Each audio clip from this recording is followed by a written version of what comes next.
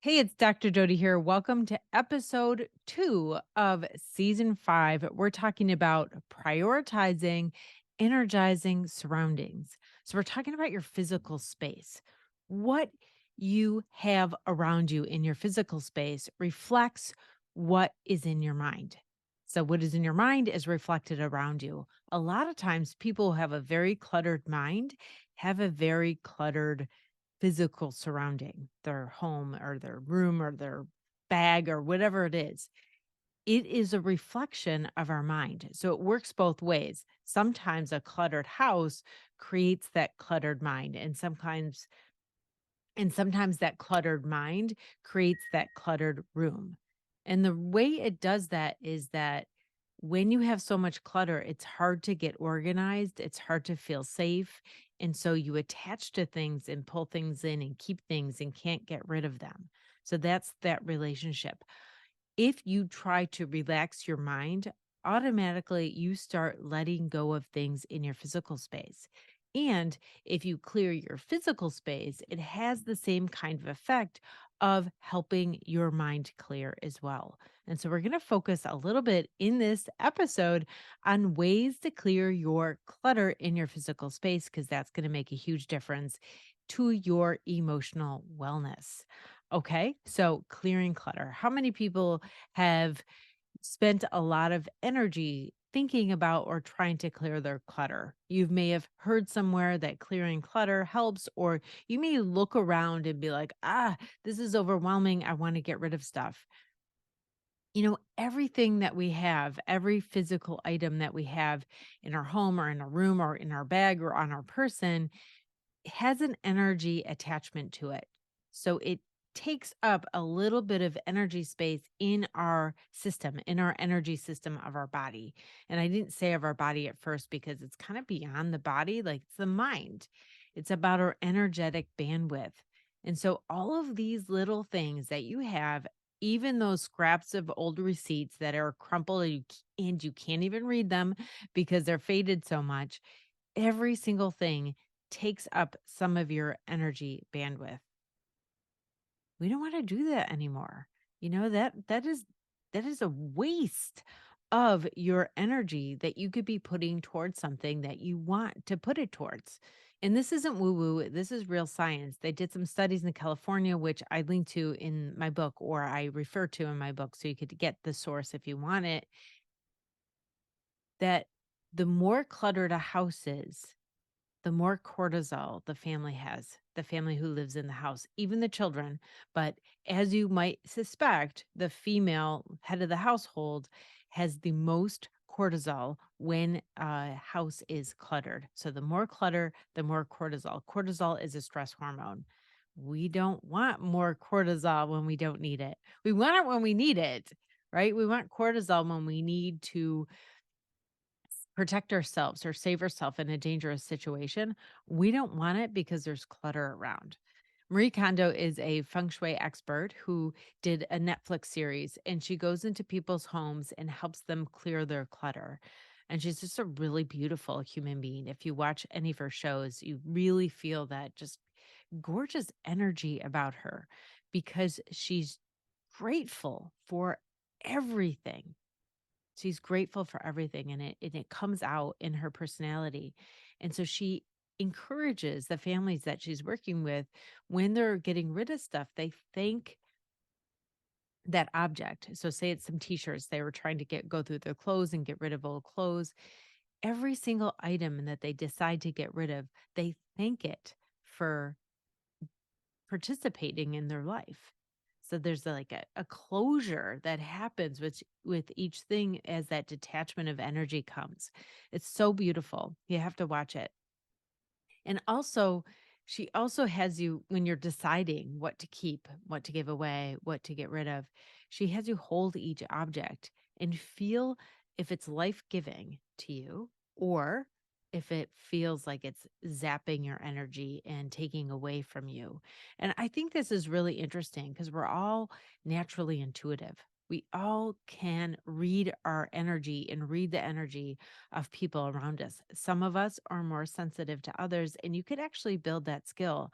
I teach people intuition. I have some adult and teen intuition training classes on my website. So you could check that out in the blog that goes with this episode. But she has you feel it. So you're building your skills and your sensitivity in ways that could help you. A lot of us are sensitive in ways that are hard, right? We feel other people's negative energy and it stresses us out, and we have to figure out how to block that. I also teach people how to block that. If you've been following the series, I probably have already explained that, but I'll put links in the blog post that goes with this episode. Every episode has a blog post with extra resources that I talk about or anything that would help you on this healing journey. I'm here for you. Anyway, so you hold the object and you feel,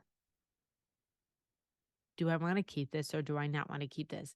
Does this give me energy or does this zap energy from me? So that's the question. So I invite you to do that with everything around you. And sometimes stuff is nice and you really want it, but it zaps your energy. Give it to somebody else that it might uplift. And listen, if people give you gifts, this is the myth, really. If people give you gifts, often you think you have to keep that because somebody gave it to you. And some things are special and they work for you and they feel really good for you. But sometimes people are missing what would work for you and they give a gift. They're not great gift givers. They have great intentions and they might be beautiful people and they may, really be thoughtful about the gifts that they give you, but it's a miss. It's not something that you would want to keep. It is not your responsibility to keep something that somebody gave you. Maybe you could be keep it for a while or do something else with it or figure something out, but you don't have to keep stuff that drains your energy just because someone gave it to you. So keep that in mind. There's always someone else that might like that object or that special thing. So I in an old blog post a long, long time ago, I made a video about ways to clear your clutter and I delineated 8 things that I did. And I if you came to my house, you could see that I don't have much clutter. I do have things around, objects that I really like. You could see from my background, there's a lot of little stuff. And if you watch some videos, that's if you're watching the video.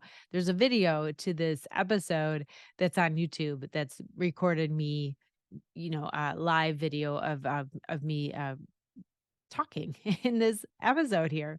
So these episodes in season 5 are extemporaneous, meaning I'm just talking, right? The other ones were scripted and I tried to get them as concise as I could for you, but these are a little bit more free. So you might notice that this is a different season altogether. But I always have different things in my videos in the background because I like to change things around. We're going to talk about this a little bit later in this episode. Okay, here is the 8 things that I use to keep the clutter down in my house. And it is a funny day to do this episode, to be recording this episode because many of you know my dad just passed away and we've been cleaning out his apartment and we finally cleaned the whole apartment, but a lot of the stuff that we still have to go through, like we did all the big stuff and we left the little stuff to the end so that we could just gradually get rid of some things or go through them or find things that are important to us that we want to keep. And so right now my office is cluttered, but it's unusual for me. Usually I keep my house pretty uncluttered, and these are my 8 secrets to doing so. So the first one is touch things once. So when mail comes in, don't stick it in a pile. A lot of you are young and teenagers and you're like, would I never get anything in the mail, so you don't have to worry about it. But if you are an adult listening to this, or if you're a teenager and an emerging adult, you are starting to get mail because you are participating in all of these things and you end up getting mail. Touch it once, open it, put the envelope in the recycling, do what you need to do to it, right? So if you have to pay a bill or if you have to answer somebody, do it right away. This keeps that stack down. When you have a stack of mail bigger and bigger and bigger, it gets overwhelming. And so we're just talking about mail as an example here, but it could be anything. Anything you bring in when you come in the house, whatever you have in your bag, touch things once in your bag, put them where they're supposed to go. Have a place for everything and put things where they go. I always have on the top of my stairs things that have to go downstairs, and in the bottom of my stairs things that have to go upstairs. So when I go, I always bring stuff, and that gets us to number two. Number two is two hands in, two hands out. And I learned this because my brother-in-law worked for a restaurant, and that was the rule in the restaurant. Anyone who went into the kitchen had to have two hands full of empty dishes. Anyone who came out of the kitchen had to have two hands full of dishes to serve to their customers. And so two hands in, two hands out. And so when I go up the stairs, I bring something up. When I go down, I bring something down. If I go to this side of the house, I bring something. That side, I bring something. One little thing at a time adds up. So I don't have to set time aside to clean the whole house. I'm constantly, as I'm doing other things, bringing things where they belong while I'm going to that corner of the house. Two hands in, two hands out. Number three, do your dishes as you go along. So if you just leave dishes, leave dishes, leave dishes, this is also a little bit of a metaphor and also exact, right? So this is literal. Do your actual dishes as you go along instead of saving them for days or saving them for a whole day. It's so much harder. It's so much harder to get your mind around starting that task when you've left it and it's so much at that point. But this could also be a metaphor for other things of clutter. So you could go back to 1 and 2. Touch stuff once, do it right away. When you bring stuff in, when you come in and you bring all these bags in, empty them, put things where they have to go, and complete that before you start doing anything else. It'll feel so much better. But if you leave a whole pile of stuff at the door and go in and get a snack and do whatever later on, it's just going to be overwhelming. Number 4 is complete projects. You want to complete projects that you've started because when you start a project, it leaves an open window. It's like a tab open on your computer. And the more tabs that are open or the more apps that are open, the slower the system runs. And so the more open circles you have in your mind, the slower you run, right? You're going to run inefficiently. It's going to take a lot of your bandwidth because you're attached to all these open circles. You want to close some circles, get them off your plate so that you have more energy for the things that you want to do. Some of those projects you want to do, and when you complete them, you feel really good about them. Then you could celebrate yourself. Then you could show them off, whatever. Do go on to the next project and feel really good about yourself. This actually really raises your self-esteem. So it's a good idea to do. Complete circles, complete projects.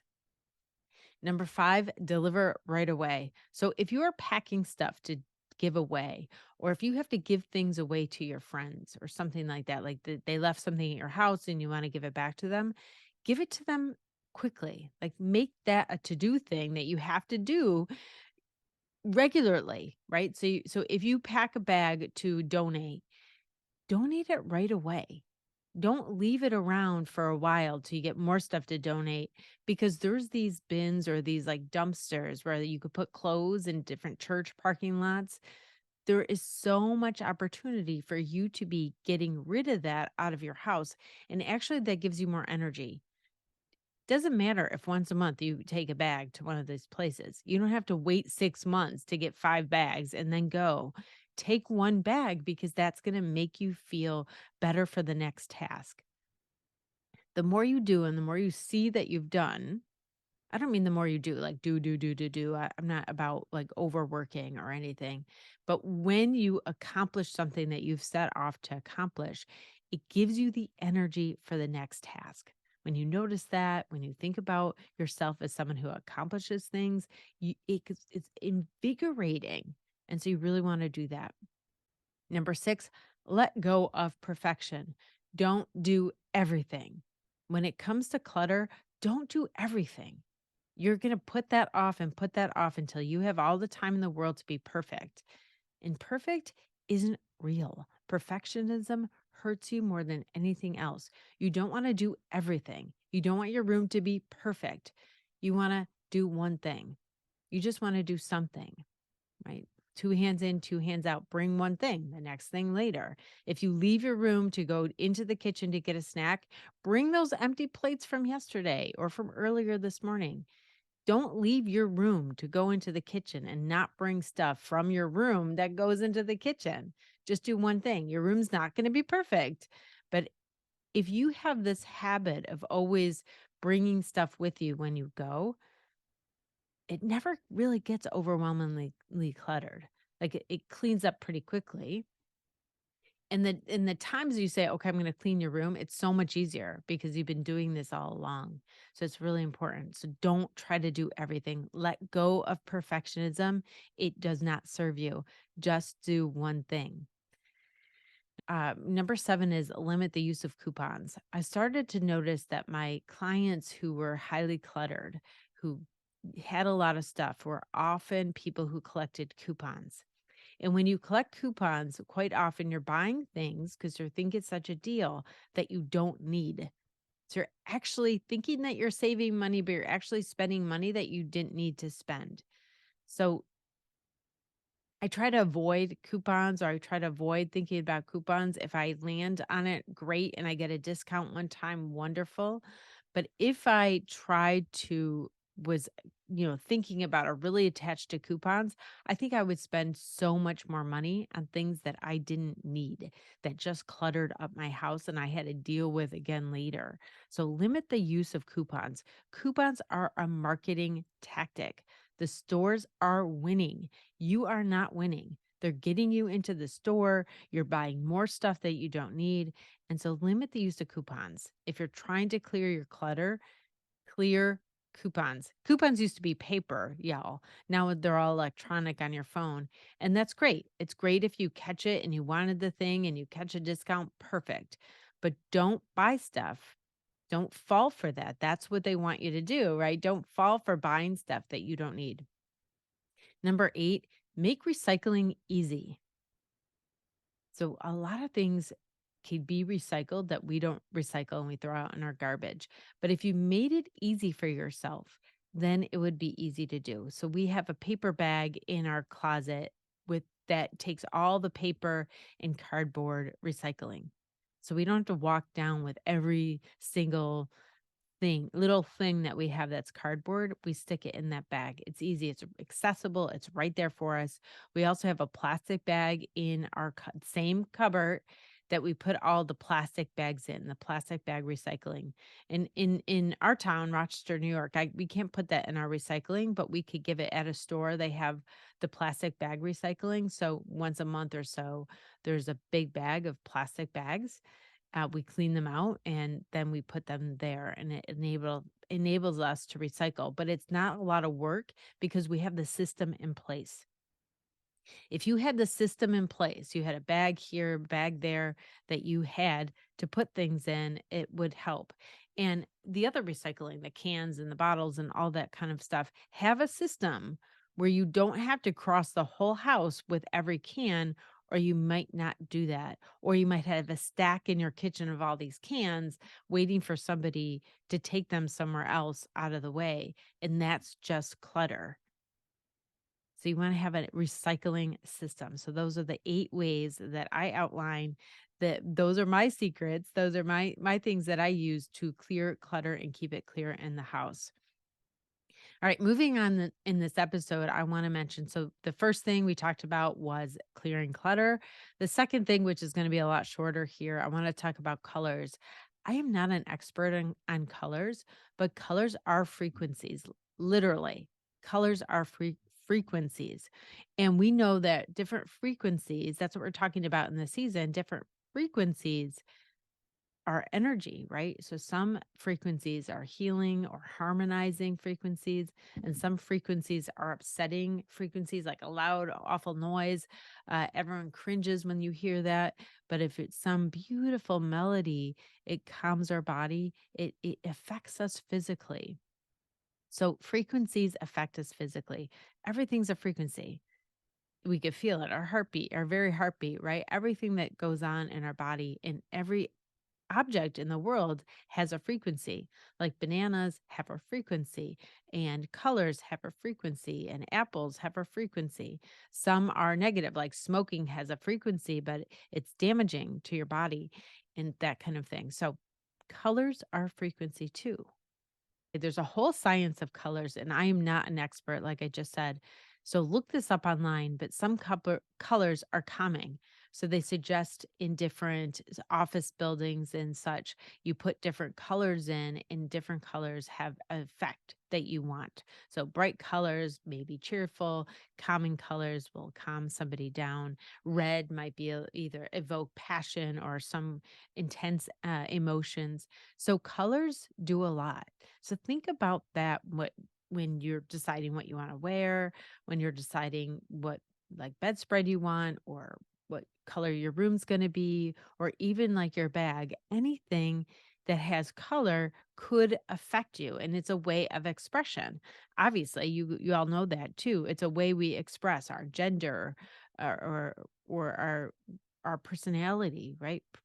Color does a lot. So when you have a room full of colors that go together, that align, or that are bright or calming, that makes a huge difference. So you want to think about color, look up color, have a lot of fun with thinking about how color affects your mental health because it does, or your physical health, right? We're talking about frequencies affecting our physical health and yeah.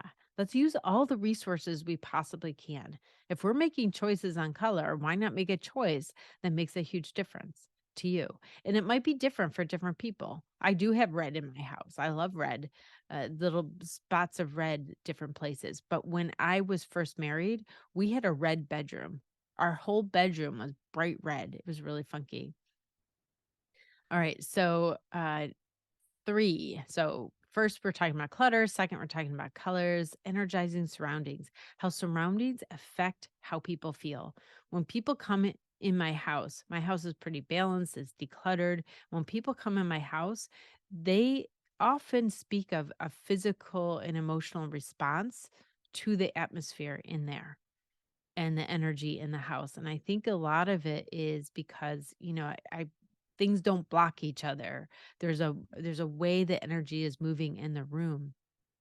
One of the things I do is I move things around. So this is number 3. I often move things around. We used to tease my mom when we were little that she was a rearrangeaholic because so often she liked to rearrange the furniture to see if she could make the room look a little bit better. So I grew up with that feeling and sense of, what else could you do here? That problem solving or that fun or the aesthetic interest of how we could create a space that was more inviting or more comfortable. And she would do this all the time. And so I got this from her. If you had a party, maybe you'd rearrange something to make room for guests in a different way. But I move around, not always the big furniture, sometimes once in a while, but mostly the little knickknacks that are displayed at different places. I like to call it tablescapes. So I have or counter a cabinet on the top of a cabinet. I have things decorated in a way that it looks like it's very intentional, right? It's very intentional and call it tablescapes. Even the beds have like a bedscape, right? The way you do the pillows on the bed to make it look all balanced and pretty, or a tablescape. So how you do the coffee table, what you put on the coffee table to make it look really pretty or balanced or featured something that some symbolic or spiritual thing that I really like to center in the room. I move that around. Depends on the season or it depends on what we're highlighting. So if somebody in the family won an award at school or something, I might display it. If there's a holiday, obviously that's going to affect the decor, but I move things around.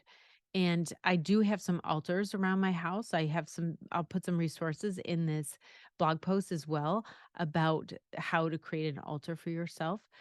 But basically, everything, your whole house is an altar to good energy or happiness or things that bring you joy. Think about that.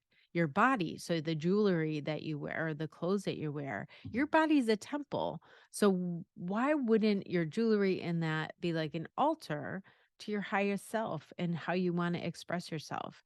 And your house is the same way, and your room is the same way, and your bag is the same way. I say that because our bag, man, it could get really cluttered. It could get very, very cluttered, and it's a good idea to always be cleaning out because that's kind of an altar to your tasks, what you want to do, what your intentions are at school or at a job or whatever you're doing. Think about everything as an altar to this life, to what's important to you, the people, like little photographs or the items. Like if you like elephants, and elephants symbolize divine love. Where are the elephants around in your house, and what does that mean to you? So move things around to the season or to what you're highlighting or what's important to you in the moment. So maybe you are starting a new relationship. So you want symbols of love around you. Put little birds in pairs around or little hearts or something. Think about what that not only the season is outside, because in the fall I have fall decorations, right? Pumpkins and those kind of things.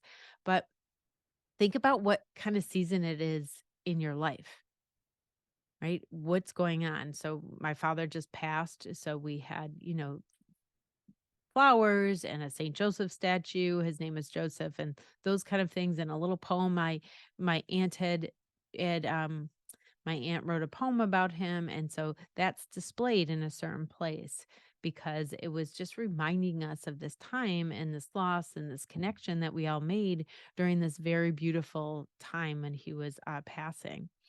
So the last thing, we're almost done with this episode, but the last thing that I wanted to mention is nature. When you're thinking about energizing surroundings, you want to make sure that you spend some time in nature. And if you are in a city and you can't be outside, take some rocks, little rocks inside your house, or make sure you have plants because plants bring that nature inside. It helps you connect. And you could breathe near the plant, you could talk to the plant and those kind of things. I have rocks under my desk that I could put my feet on, but I have windows that have, beautiful plants outside, right outside my window, but I also spend a lot of time outside. So if you're in an urban area, find some green space. There's usually some green space somewhere in a urban metropolis, and hopefully you have something near you, even if it's a little tree. I always when I spend some time in a city, sometimes I spend a couple weeks or in the city and there's little trees and that's where I make my offerings. So I make some offerings, like gratitude offerings in the morning or around an intention. I'll put a little bit of water or a little bit of food or a flower or a little bit of fruit or something out near the tree as an offering to the earth. And that keeps my relationship. So everything I do, I would like to have that blessing overflow onto the earth and my community and my family and that kind of stuff. So it's it's like an offering to help me feel connected and in gratitude all of the time with my surroundings. But if you took a walk in the woods and you just looked and smelled and felt, it's like altering, it's energetically altering for that day, but over time sustainable because if you often take walks like that, you know that that's a touchstone for you. And even if you close your eyes, you could feel yourself in there. But it's so profoundly healing. They've done a lot of studies about being out in nature and the effects that that has. So make sure you find some time outside if you can. I love looking at plants. There's so many different kinds, in everybody's garden. When I'm walking, even if it's like a neighborhood or something, I'm always looking at what people have and how they display plants outside. I'm fascinated. And if I travel, the plants are so different than they are at my house. So I'm just fascinated with plants because wow, there's just so many textures, so many different sizes, so many different colors. Even just the green is different colors. Anyway, so hopefully, I'm just inviting you. Maybe you'd enjoy it if you opened your eyes and you thought, "Wow, this is pretty amazing." And it's amazing how many plants are medicine for us. And anyway, that might be more than we're going to get into in this episode because that's more nourishment, which comes in a different episode. But we're talking about surroundings and the aesthetic beauty hugely heals us.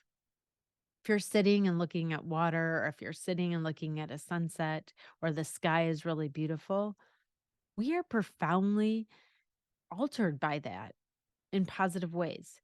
It doesn't feel profound all the time. Sometimes it feels really subtle, but if you often see a sunset, you realize that the world is bigger than you, right? Your small problem seems a little bit smaller, and you might feel a little bit better, and you might have a glimmer of hope.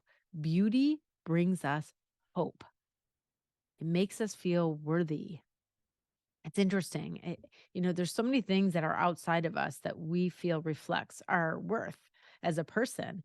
If you're looking at a sunset, you're like, how do I get so lucky to look at this beautiful thing? It could be unconscious. Sometimes it's really conscious and we're thinking of it like that and it fills us up. And sometimes it's unconscious or subconscious, but it's still, we have the benefits of feeling that worthiness when we see something beautiful. So I offer that to you. Thank you so much for listening to this episode when we're talking about energizing surroundings. I'm so glad that you're here with me and this podcast, Anxiety. I'm so done with you. Are you done with your anxiety? I hope you're feeling good now that we're bringing some happiness habits into your life. In this episode, we talked about clearing your clutter. We talked about colors, moving things around, and enjoying nature. So get ready for episode 3, prioritizing movement. I got a lot for you there. I cannot wait to see you. In the meantime, subscribe to my channel, leave me a comment, leave me 5 stars on Apple Podcasts. And of course, as always, come on and hang out with me on YouTube and TikTok. Remember, there's a blog post that goes with this episode with more resources for you. I'm looking forward to seeing you on episode 3. And this is going to be about prioritizing movement. Read that section and I'll see you there.